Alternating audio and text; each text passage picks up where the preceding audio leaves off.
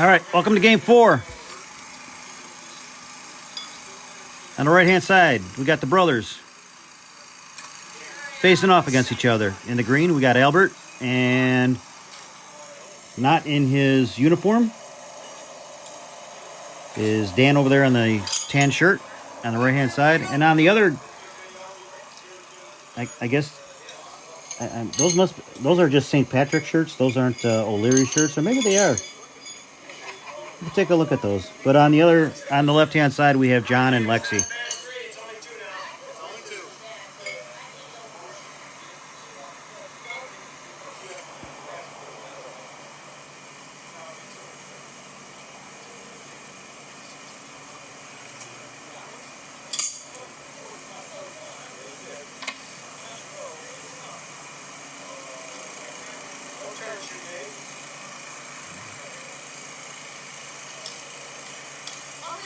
All right, Dan's happy.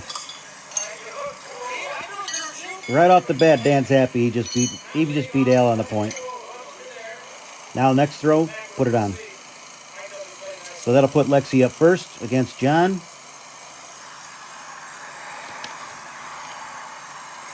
It should be a...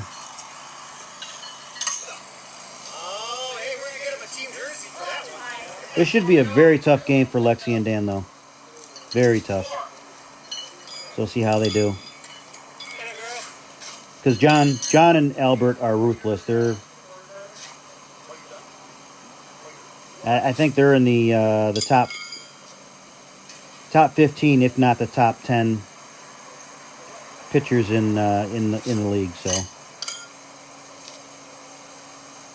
say the top 10 just because any given day, you know what happens. You know the saying.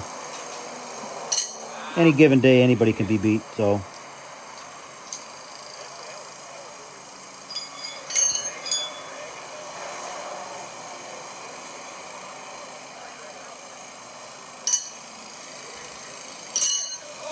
So it's Lexxie got 2.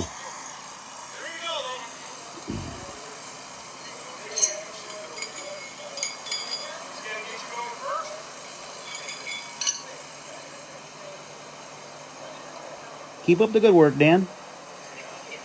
Dan's waiting for other things to clear on the pit 1.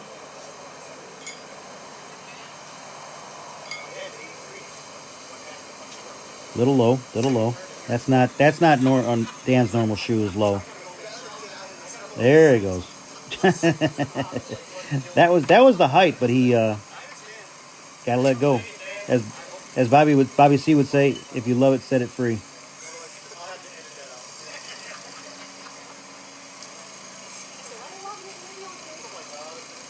There it is. That might be 4. 3? Okay.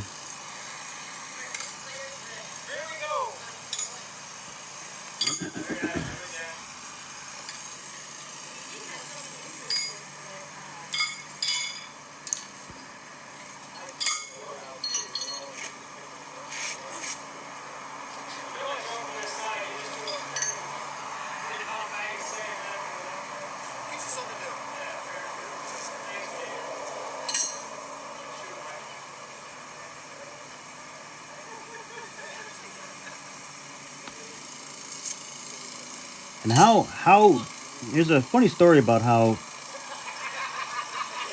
Albert and John met.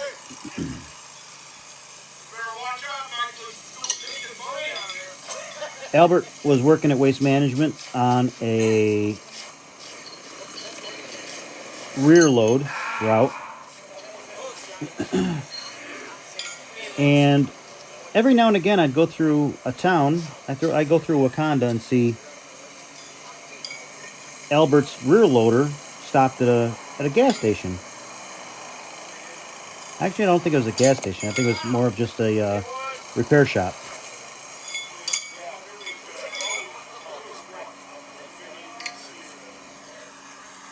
One they go. So I'm looking at it going, what? Why is Albert at a repair shop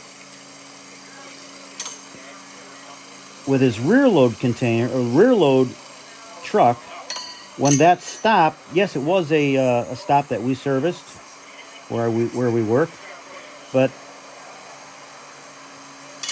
I knew for a fact that the can John had at his shop was a front load serviceable can. I'm like, maybe Al just knows him, but nice job, Dan. I find out later that Albert, I don't know if Albert knew him or not, but he was recruiting John to be on a horseshoe team. So I gotta ask. I'll find out.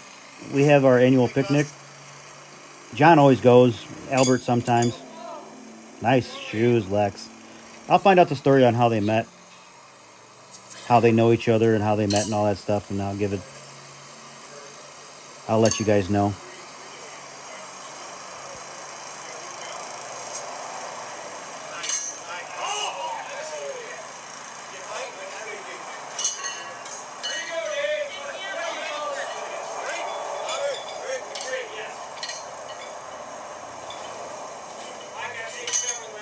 Oh, he's trying to pull that off.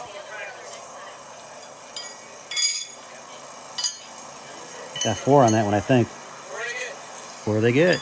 Here, baby.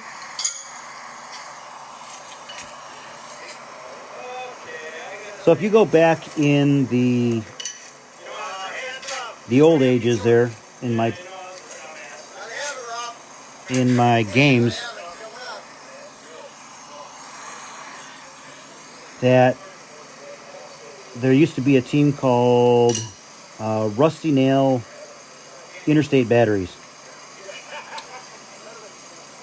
That was a team that Al and Paul were on with a few other people, and they were trying to recruit 30-footers to try and beat us back in the day.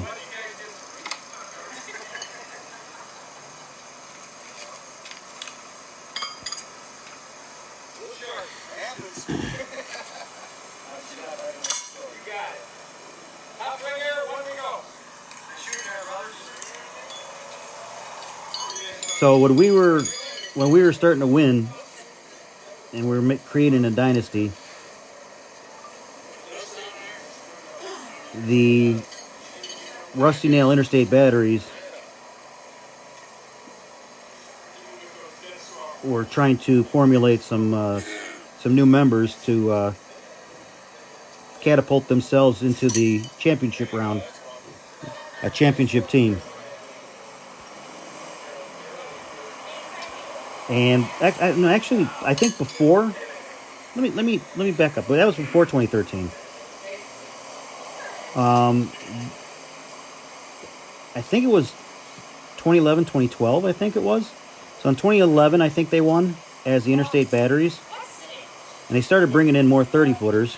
And then in 2012, they went to O'Leary's here and changed their name from Interstate Batteries to O'Leary's Bud Shooters. But it was all the same teammates, except for Terry, our president.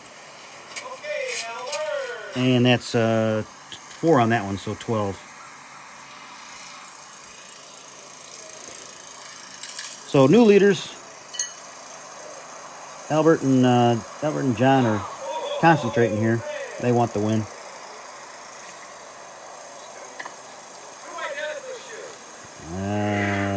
That's a miss. So Dan, yeah, Dan.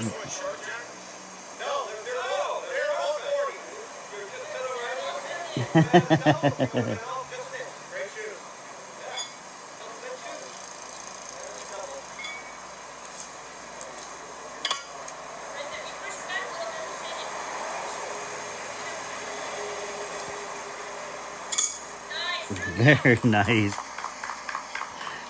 Dan just, I'm sure he concentrates just to...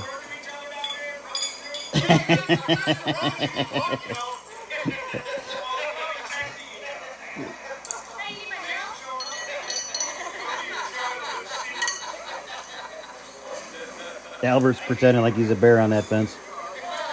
Come on, Lex.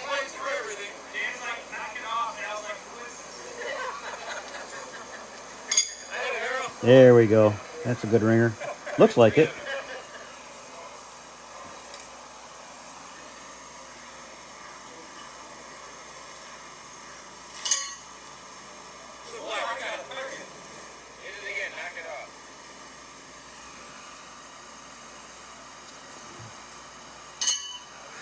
Oh, totally knocked it off. And we just catapulted into the lead there again. Lots of lead changes in this game. It's a fun game. Don't know who's going to get it in the end. All right, Dan. What you get is what you keep almost. Well, I'm not saying that, but where you throw them is where they stay. Let's put it that way, since he's got first throw.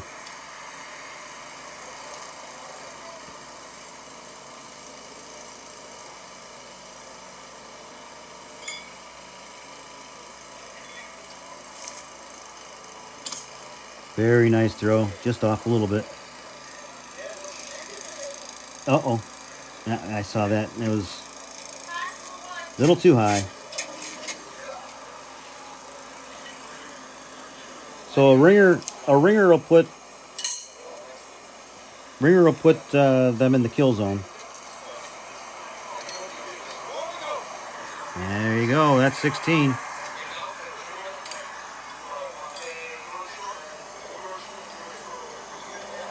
So now they're both in the kill zone, so anything can happen.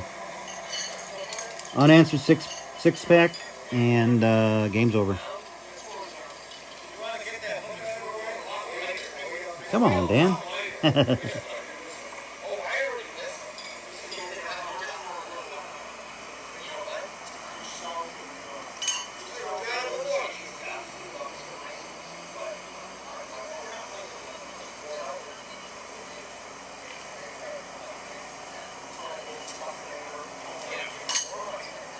That's 4. I was gonna say, what a time to throw a 6-pack.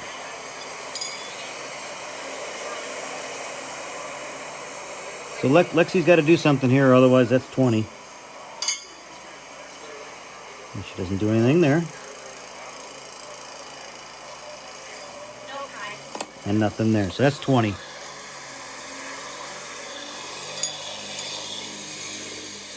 Yeah, so how we got into like a championship team is we actually had one of our old members, Sarge and Vinny. They the whole family moved up to like the Wisconsin Dells area. They moved like 3 hours away, 3.5 hours away. And you guys might have seen Jesse in some films of 2013. It was Dan wasn't with us at that time, but in 2013 for our first championship season, we only shot 4 people. So we didn't have any subs. We worked with no subs on a normal basis. There they go. And we really liked just shooting 4 people. Everybody got to play more. There was no sitting. There's no... No, they're not going to shake hands. At least they're talking.